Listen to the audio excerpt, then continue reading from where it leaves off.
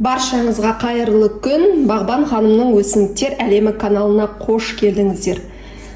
Қазір күз айы, барлығымыз қысқа дайындалып, асығып, пісіп, бәрі тұнып тұрған уақытта барлығымыз осындай қысқа сақталатын дүниелерді жасауға тырысып жатқан болармыз, я. Мен де сіздерге өзімнің ең сүйікті рецептімнен бөлісуге видео түсіріп тұрмын. Менің ең жақсы көретін соус рецептім.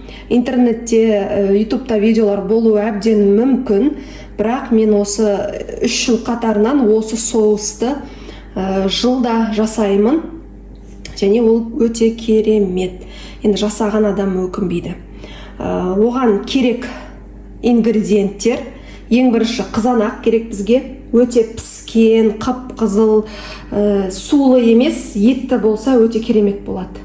Себебі соусқа етті болғаны жақсырақ. Одан кейінгі бізге зелень, ең маңызды ол зелень, яғни жасыл шөптер. Менде мына жерде кинза, 300 грамм кинза бар, және сельдерей. Барлығы бақшаның зелендері, жасыл шөптері. Укроп, петрушка, кез келген зеленді қосу өз еркіңізде. Қазір описаниеде бүкіл толық рецепті жазып кететін боламын, сонда да айтып өтейін. Сельдерей 200 грамм, кинза 300 грамм алдым. Барлық зелень сізде 2,5 килограмм қызанаққа, барлығы сізде 500 грамм зелень болу керек. Міндетті түрде сельдерей, кинза болу керек. Егер кинзаны ұнатпасаңыздар, онда петрушка, укроп қоссаңыздар болады.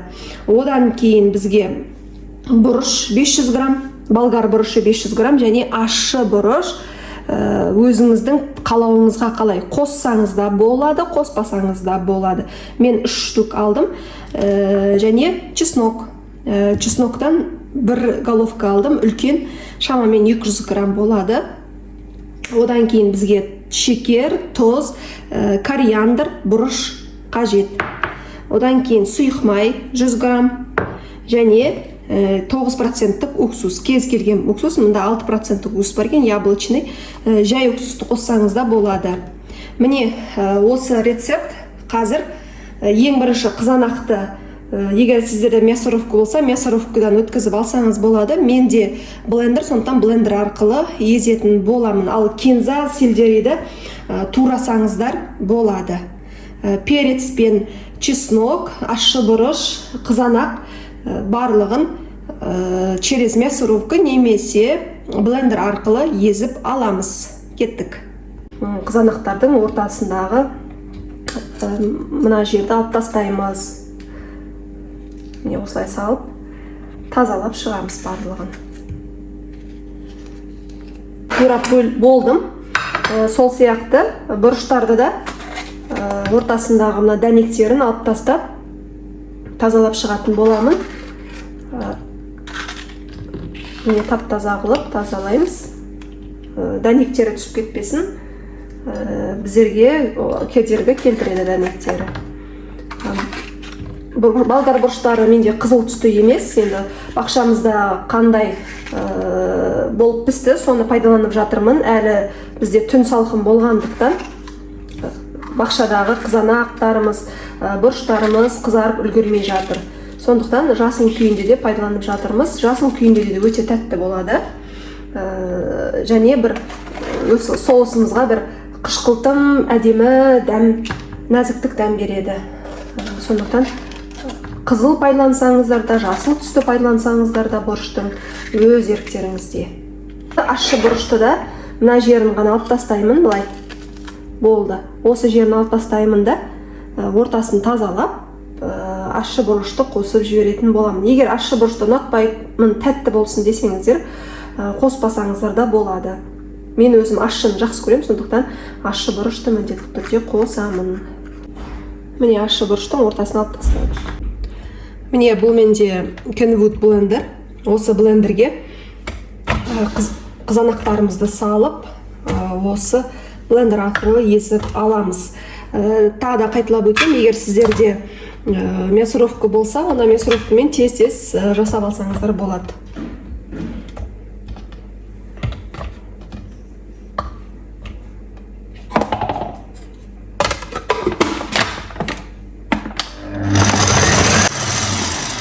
Міне 1-2 минутта біздің қызанақтарымыз езілді.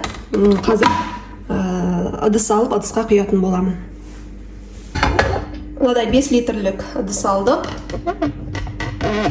Міне осы 5 литрлік ыдыстарға біздің езіп алған қызанақтарымызды құямыз.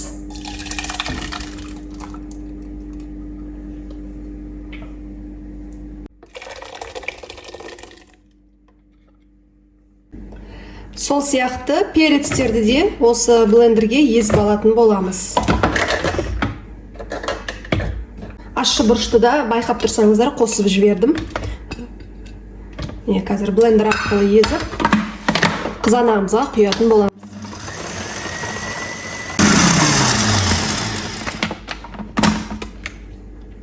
Міне біздің бұрышымыз через блендер езілді. Қарасаңыздар, енді көк болғасын цветі осындай болып тұр. Қызанақ жасалған қызанақ соусымызға, езілген қызанаққа бұрышымызды да қосамыз.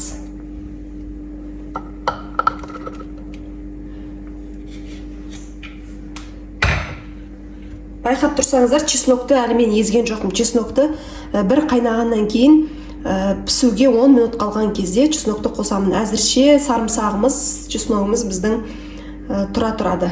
Енді осы соусымызды газдың астын қосып бір қайнатып аламыз.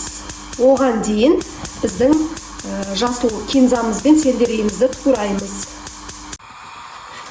Біздің қызанағымыз әзірше қайнаймын дегенше жасыл шөптерімізді турасақ болады. Мына жерде менде сельдерей өте ірі, сондықтан ұсақтап, жақсылап турайтын боламын. Именно тураған дұрыс, блендермен, мясорубкамен өткізіп, езіп, сапасын құртып алмаңыздар. Бұл соустың бір ерекшелігі, соус жасыл жапырақтан тұру керек. Яғни бұның ерекшелігі осы шөптерден тұрады бұл соус, сонысымен ерекшеленеді. Мысалға басқа приправалар жасаған кезде байқасаңыздар, шамалы 200 грамм, 100 грамм қосатты, тек қана дәм береді, привкус береді, мысалға. Ал мына соустың ерекшелігі осы шөптерден тұру керек. Өте пайдалы. Біріншіден, екіншіден дәмді. Қыста мысалға зеленді аңсап отқан кезде жесеңіздер, ой, керемет, машалла. Нанға просто жағып жей бересіздер ғой. Ешқандай ненің қажеті жоқ, тамақтың қажеті жоқ, шыны керек. Ащы да емес, себебі бұрышты аз қостық, қоспауға да болады. Және сіздерге айтамын, мынадай сабақтарын тастап жүрмеңіздер, тек жапырағын қосып жүрмеңіздер.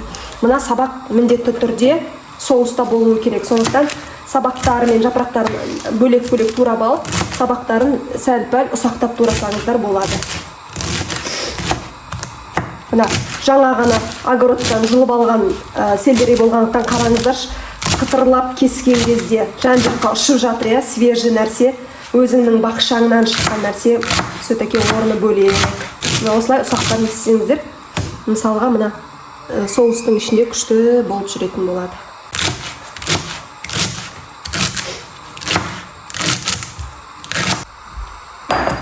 Кинзаны жақсылап тураймын. Кинзамызды турап болам дегенше біздің газда тұрған қызанақтарымыз уже қайнап жатыр. Бір қайнайды, сосын барып уже чеснокты салып, кинзаны салып қайнатып пісіретін боламыз.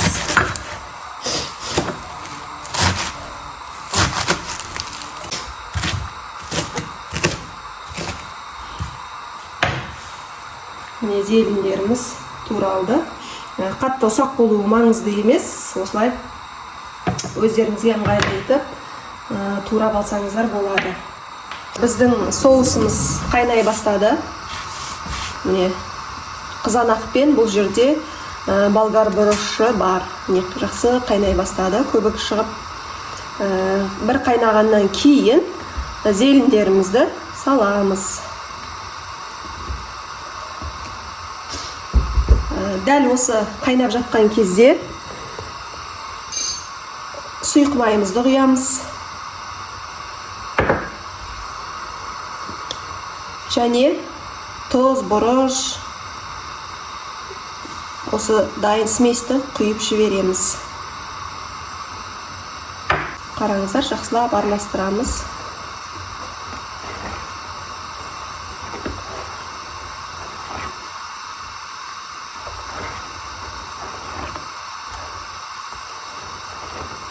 Бір 10 минут қайнасын. 10 минуттан кейін уже жасыл шөптерімізді қайнатамыз. Осы соустың жақсы жері көп уақыт алмайды, тез піседі, тез дайын болады. Сондықтан жасап жатқан кезде уже банкаларыңызды жуып, стерилизация жасап дайындап қоюларыңыз қажет. Өйткені бұл тез арада, тез уақытта дайын болатын соус приправа. 15 минут бойы қайнап жатыр. 15 минут бізге жеткілікті. Қайнады. Енді біз чесногымызды саламыз. Чеснокты блендер арқылы езіп алдық. Мен чеснокты саламыз. Өйткені бізде қазір почти дайын. Зелень чеснокты салу керек.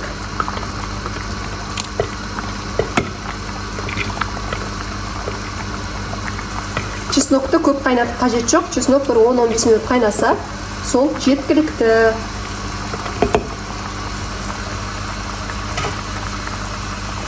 Чеснокты салдық, араластырдық, көріп тұрсаңыздар. Енді зеленімізді саламыз. Бірінші сельдерей.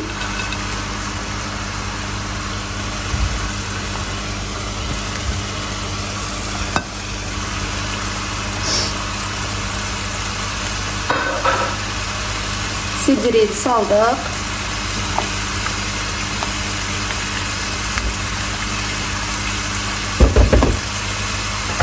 Сосын барып, кинзаны саламыз.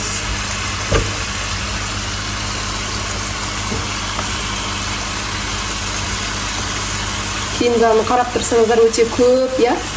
Міне, осы соустың ерекшелігі осы кинза, сельдерей, петрушка, укроп деген сияқты салаттардың көп болуы. Өте мол мөлшерде болған біздің салат жапырақтары, кинза, сельдерейлер соусымыздың бәрін ішін толтырды. Қараңыздар, машалла. Міне, бұл соуста міне өте көп болу маңызды. Қараңыздар.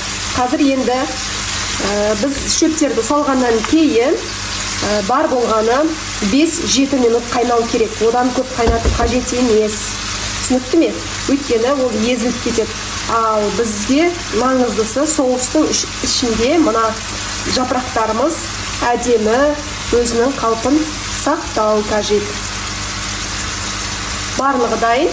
Қазір 5 минут қайнағаннан кейін уксус құямыз. Міне қарасаңыздар, 5 минут уақыт өтті, болды, жақсылап қайнады. Көп қайнатпаймыз, көп қайнатуға болмайды. Енді сіздер мынадай 70% уксус немесе 9% уксус қоссаңыздар болады. Міндетті емес, мен сияқты яблочный уксус қосу немесе мынадай уксус қоюға болады. Қараңыздар, егер мынадай уксус болса, одан шамалы қосамыз, қазір жазып кетем. Ал мына уксустан тоже қазір қосатын боламын, оны да астында описание бөлімінде жазып кетемін. Қазір уксус құямыз.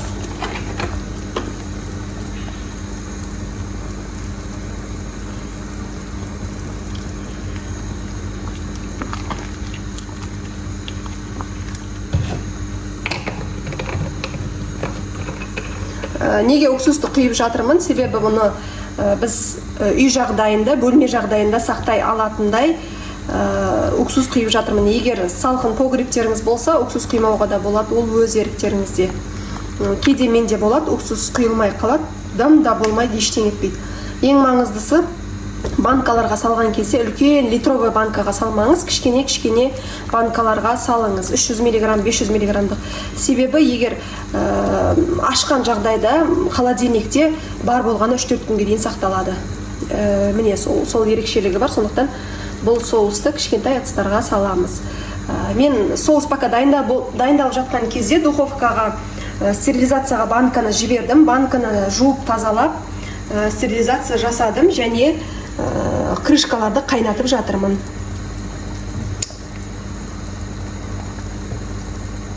Болды, уксусын құйдық. соусымыз дайын. Отты өшіреміз. Міне болды.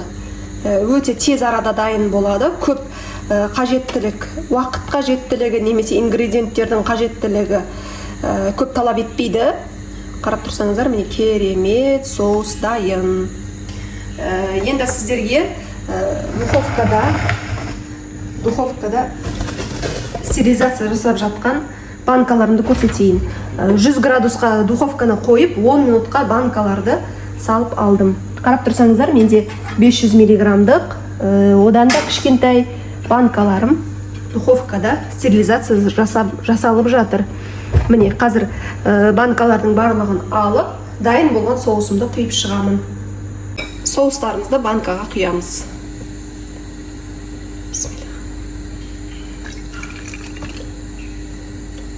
Құйған кезде бір жидкий сияқты болып тұр. Шамалы тұрғаннан кейін қойыланады, уайымдамаңыздар. Шамасы қызанақты мен жаңбырдан кейін жинадым, сондықтан сулы болып тұрған болу әбден мүмкін. Міне соусымыз қарасаңыздар, міне осындай түске енді. Өте керемет, өте дәмді. Әрі қарай банкаларымызға құя береміз.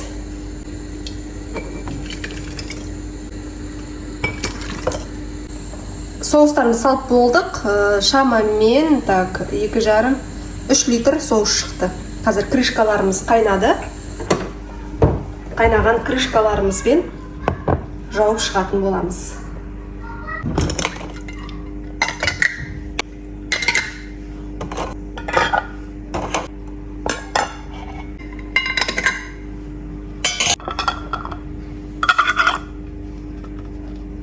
Крышкаларды жақсылап жаптық.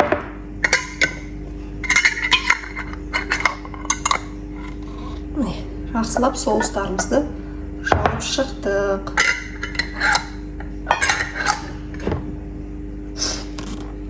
Міне, соусымызды жаптық. Енді қалғандарын қазір крышканы бұрап жабатын болам.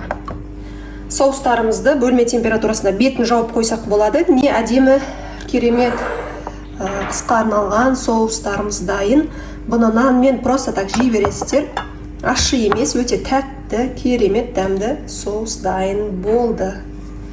Егер менің жасаған соусым сіздерге ұнаса, міндетті түрде бағалап кетуді ұмытпаңыздар. Келесі тағы да рецепттер көргілеріңіз келсе, міндетті түрде жазыңыздар. Сіздерге егер рецепт керек болса, тағы да жаңа рецепттер салатын боламын. Барлығыңызға рахмет, қош сау болыңыздар. Каналыма жазылып, достарыңызбен видеомен бөлісуді ұмытпаңыздар. Сау болыңыздар.